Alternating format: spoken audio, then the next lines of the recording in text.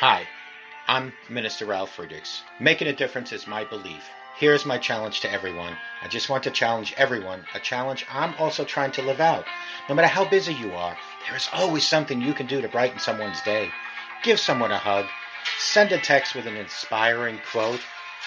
Friends, mail a heartfelt card. Tell someone how much you appreciate him or her.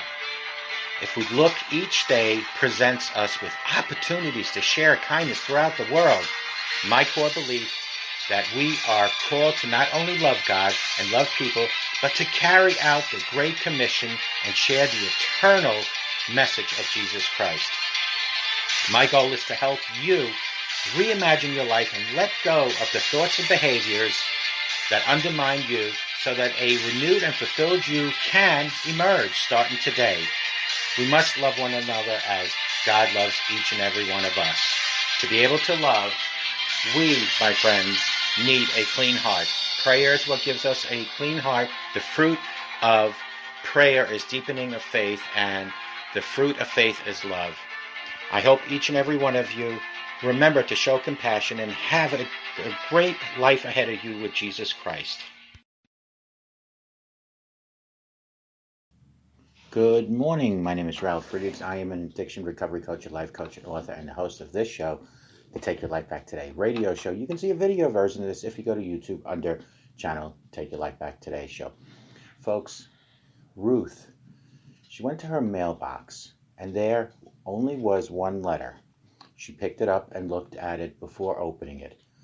But then she looked at the letter again. She stared at it. Friends, there was no stamp, there was no postmark, only her name and address. She read the letter. The letter said, "Dear Ruth, I'm going to be in your neighborhood on Saturday afternoon, and I'd like to stop by for a visit. Love, always, Jesus." Isn't that something, folks? Well, her hands were shaking as she placed the letter on the table. Why would the Lord want to visit me? I'm nobody special. I don't have anything to offer the Lord. With that thought, Ruth remembered her empty kitchen cabinets. Oh, my goodness. I really don't have anything to offer. I'll have to run down to the store and buy something for dinner. She reached for her purse and counted out its contents. $5.40. Well, I can get some bread and cold cuts at least, she said to herself. As she threw on her coat and hurried out the door, a loaf of French bread, a half a pound of sliced turkey, and a carton of milk leaving with her from the store. Ruth, with grand total 12 cents to last her until Monday, was all she had left. Nonetheless, she felt good as she headed home, her meager offerings tucked under her arm. "Hey, lady," somebody yelled. Can you help us, lady?" Ruth had been so absorbed in her dinner plans she hadn't even noticed two figures huddled in the alleyway, a man and a woman, both of them dressed in a little bit more than just plain old rags. "Look, lady, I ain't got a job. You know, my wife and I have been living out here on the street for the longest time, and, well, now it's getting cold, and we're kind of getting hungry, and, well, if you could help us, please. Help us, please, lady. We'd really appreciate it." Ruth looked at them both.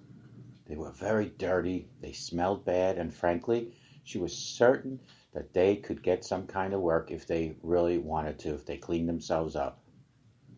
"Sir, I'd like to help you, but I'm a poor woman myself. All I have is a few cold cuts and some bread, and I'm having an important guest for dinner tonight. And quite honestly, I was planning on serving the cold cuts and the bread to him."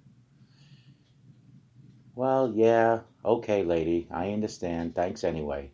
The man put his arm around the woman's shoulders and turned and headed back into the alley to sit in a corner. As she watched them leave, Ruth felt a familiar twinge in her heart. She yelled out, "Sir, wait!" The couple stopped and turned as she ran down the alley after them. "Look, why don't you take this food? I'll figure out something else to serve my guest when he gets there." She handed the man her grocery bag. The The man replied, "Thank you, lady. Thank you so much." "Yes, thank you." That's what the man's wife also yelled. And Ruth could see now that she was shivering.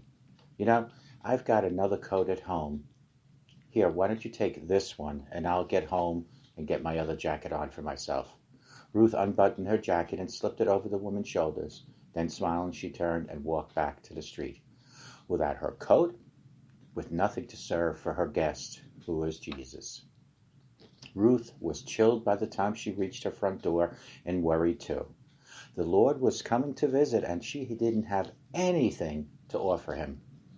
She fumbled through her purse for door key, but as she did, she noticed another envelope in her mailbox.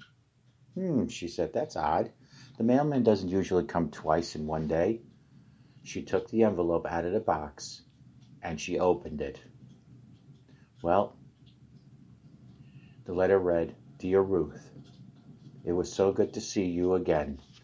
Thank you for the lovely meal, and thank you, too, for the beautiful coat. Love always, Jesus."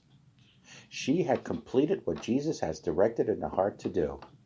The air was still cold, but even with her coat, without her coat, I should say, Ruth no longer noticed, because Jesus is in her heart. Call me at 844-405-HELP. Together, you and I, we can help each other take our lives back. Be good to yourselves and always be good to each other. Remember, a simple smile to anyone can change that person's life, make a difference in your life.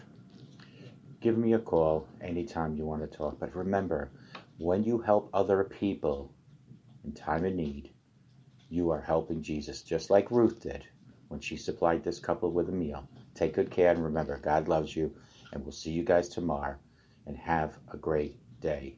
Take good care. God loves you.